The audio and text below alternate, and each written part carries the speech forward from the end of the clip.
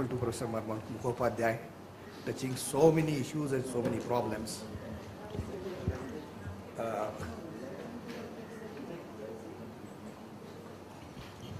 Let me throw it open because I'm seeing so many hands coming up. This is a good indication. Please.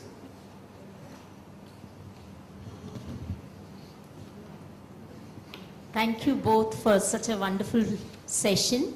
My position is not a question but a small anecdotal correction, addition rather to what Professor Mukhopadhyay has just said. And this is about the role of SNDT in introducing distance education way back in the 1930s or so, because women could not come into the university system. They had to experiment with enabling women students from this university to study at home. And also in Bengal, this has been tried out. The Zenana schools were all experiments to bring women into the university system. So, there is one institution she mentioned. SNDT Women's University. In Bengal, which is the in Bengal, the Zenana school system. It's a system which many schools adopted. Because women were not allowed to go. They will inform it afterwards. Yeah, I just added. Bengali would like to know, definitely. I'm the corporate chairman of Bengal Okay. Question?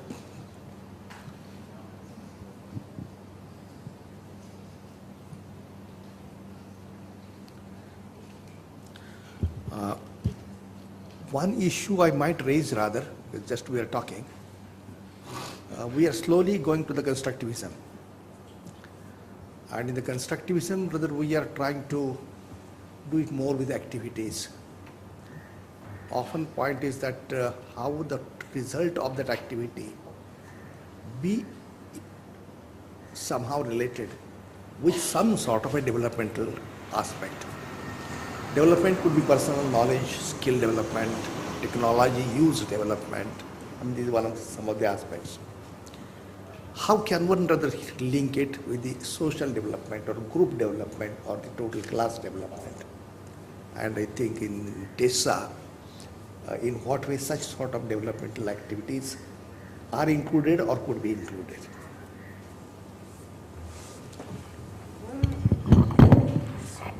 Thanks. One of the things that you might like to look at is a YouTube video on TESA.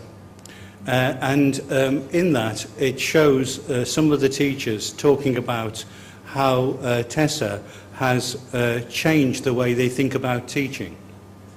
The social aspects of this are really quite important, and I take what you mean by that is that if you change the way teachers are teaching in the classroom, it has a ripple effect. It has a ripple effect into the school that other teachers want to know what's going on. But more significantly, it has a ripple effect into the community. Because if teaching is changing in nature, that what's going on in the classroom is not what the parents did in the classroom. They obviously want to know what's going on. Why is this better? Why is it different? And one of the things that for TES India that I think is a social aspect that we need to be very mindful of is the fact that in institutions, in organisations like this, when I've been in meetings with ministers, people have criticised the examination system as being rather too based on a memory test. And everybody sort of nods to that, the problem, or an issue. And yet, I'm sort of a little bit frustrated in the room thinking, well, if you're the ministers, why don't you do something about it, if that is an issue? Now, with CCE becoming more important, you would hope that that actually opens up questioning and different ways of thinking about learning and concentrating on learning in the classroom. I worry a little bit about the ways in which business as usual carries on And instead of being a formative assessment, it becomes a series of summative assessments. You just get more tests.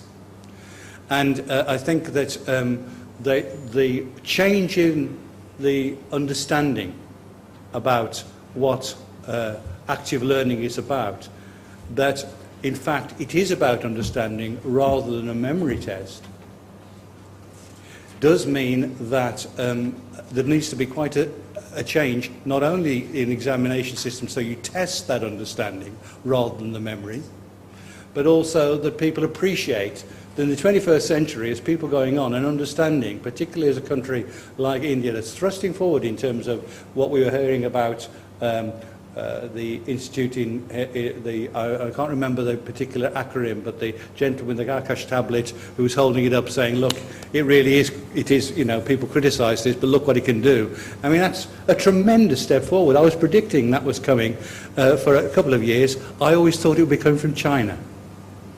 And the fact that it came from India, I think, says a lot about what can be done, what is being done, and in particular in this particular state, in this particular city, you're at the forefront of being able to push forward with understanding. And therefore the classrooms have got to change, and that is a social shift, as you rightly say.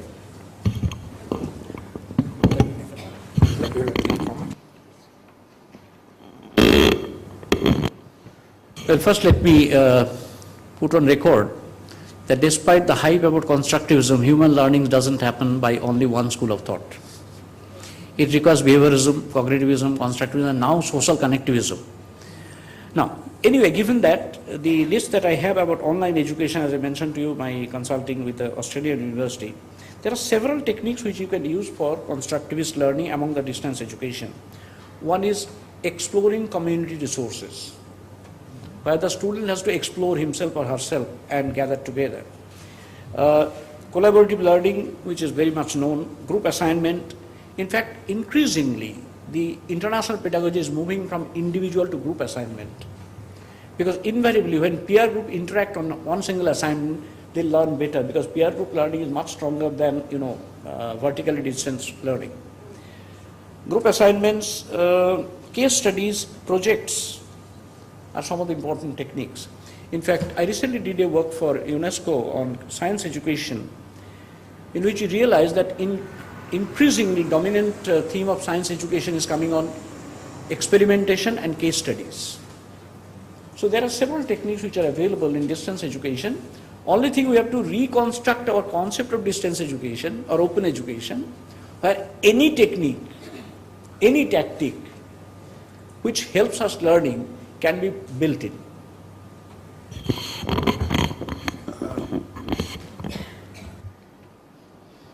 One general comment rather about this sort of a convergence of methodologies is that definitely one can use cognitivistic or behavioral or constructivist approach. But what is the outcome of it and who benefits? I mean, that is the question I would like to ask. Outcome has to be not only personally beneficial in the form of self-development, socially beneficial also for the societal benefit. And in what way it benefits? Does it create something? That means, does it go to creativity level or creation level, becoming useful to the society, becoming useful to life situations? I mean, that is an important issue. Because most of the models are rather limiting themselves to the campus-based learning.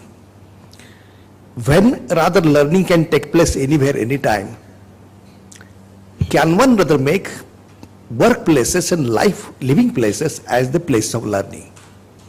And this, I am not rather telling you any different principle here. This was told in Nai Talim long back, life-centric education, work-centric education. At that time, rather, it was difficult. Agrarian society enabled it, but now rather modern connected society is definitely allowing it. That is one point.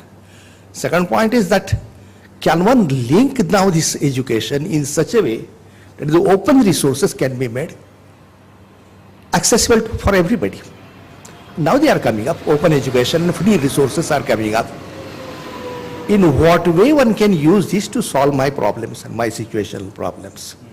That could be a focal point and linkage of the issues with the situational problems in which I am living and working. If one can link it that way, you will find the outcome becomes something of a creative nature. And the system of education which Gandhi tried to create for a long time, spending nearly so many years, which we abandoned it, was something you create which is socially useful and social wealth creative, social wealth, or other socially useful and productive work. Work has also to be wholesome work, which is a progressive and which is a pleasure giving. Now that sort of working possibly can come up in the 21st century connected society. It was not a part of industrial society, because industrial society was highly structured, then conveyor belt based, and you are given only the cog part of the machine, one part of the machine which you have to operate with, without worrying where the product goes and who uses it, how it uses.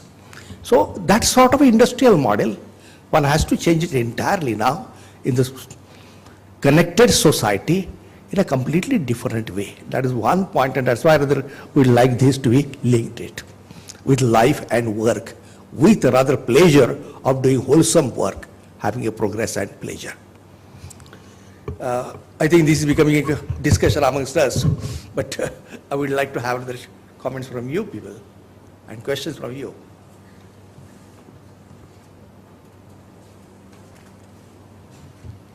The two standing up have got the mics with them, but they don't want to speak. I have a question to Professor Frank Bengo. You said regarding the high standard in course presentation, high standard course presentation in OEL that serves as the input for the students. Okay, and that comes, so the outcome becomes the outcome of the students in that OEL system. It is partly due to high standard presentation of the courses. But is it different from the formal educational system? That course structure, is it different from the formal education? You didn't get. In your presentation that you have said that it is high standard in course presentation by the teachers, that reflects in the outcome of the students in a better way. But my question is it different from the formal course structure?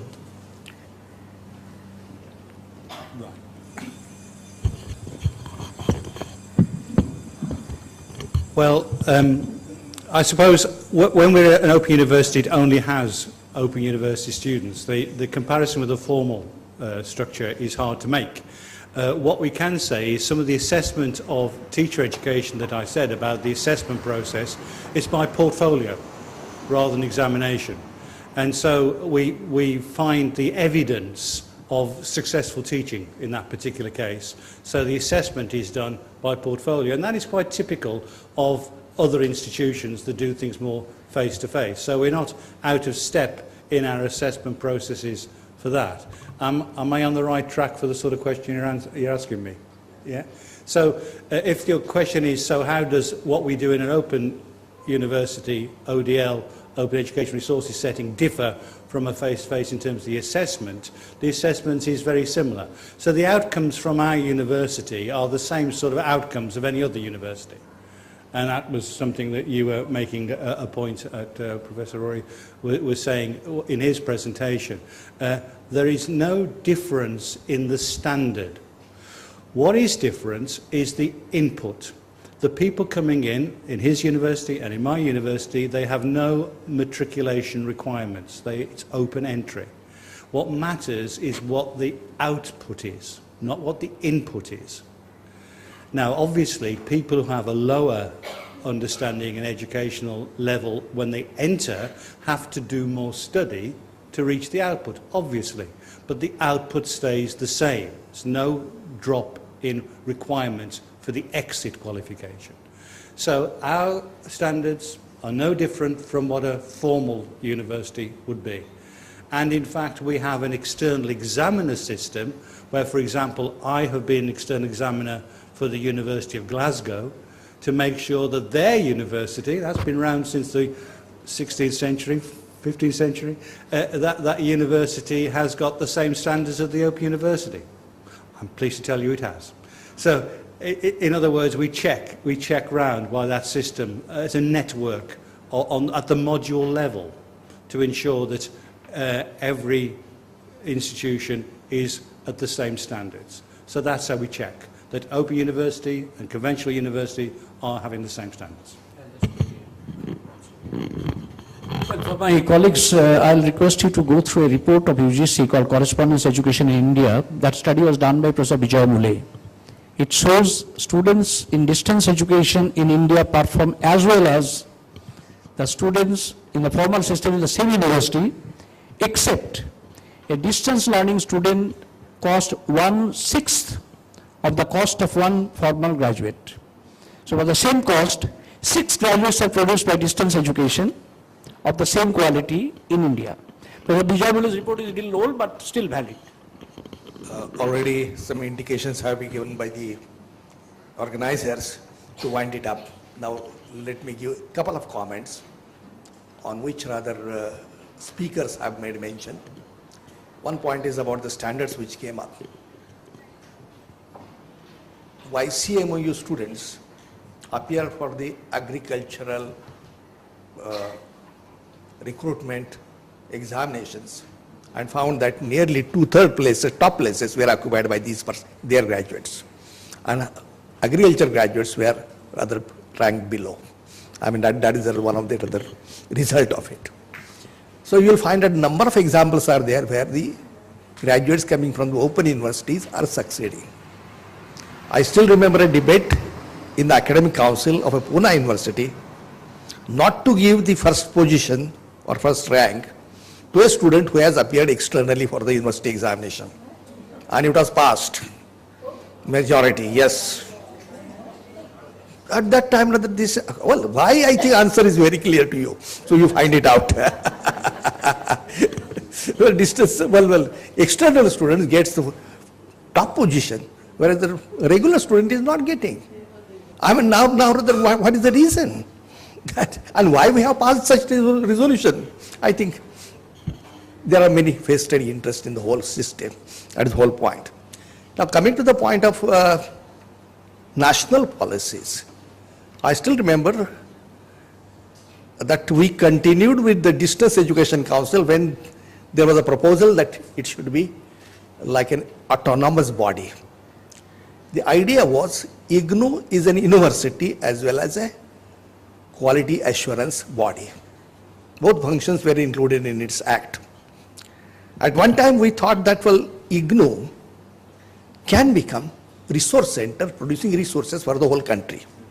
And all the states will have their own universities, taking that material and using it in their states. So instead of creating material in the Hindi and giving it also, delivering it also nationally, I think possibly it should be done by the state universities. That was one of the ideas. And that's why we thought it is not only the Distance Education Council, but also National Content Production Unit. Best quality material could be produced by that. That was one of the ideas. It was never realized. And people who like to sit on the judgment, they will like to play both the roles, player as well as umpire in the whole game. So that's the whole problem. And now the things are changing. Another point is that at that time we thought that definitely UGC, AICTE and Distance Education Council will come together and evolve norms when new technologies were coming. This was in 96, 97 when Professor Armiti Desai was the chairperson of the University Grants Commission. And we had kept that rather window open. We never did that exercise. Now we are at such a situation that there is a convergence of the educational fields, learning and developmental aspects, and also the communication field. Everywhere communication is getting integrated with education.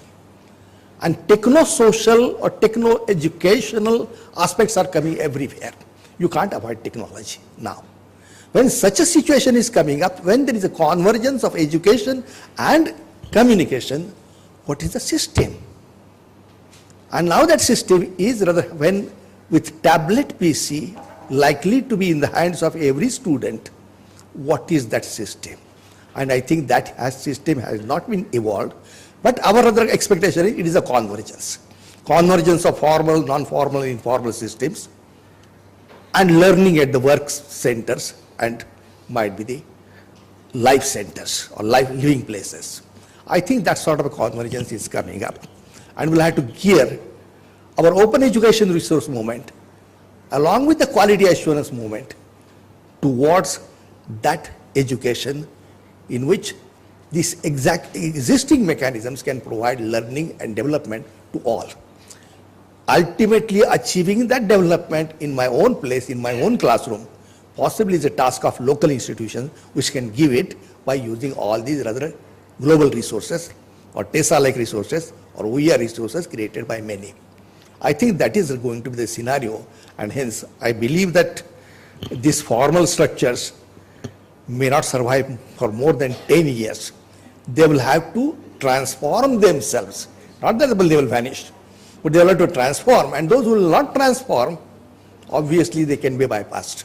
I mean, that is the type of the systems will be coming. But one thing is that teacher-student interaction for other developing students in the life and work situation to make them competent as the future citizens or future creators is always a teacher's role, institutional role that will never vanish. Thank you very much.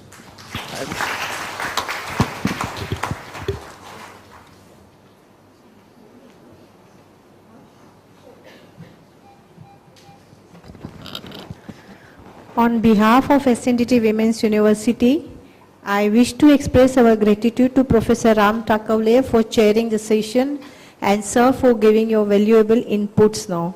We are also thankful to our keynote speakers, Professor Mukhopadhyay and Professor Frank Banks, for sharing their views and experiences with us. We are thankful to all the delegates and participants for actively participating and making this deliberation fruitful. Okay. Thank you.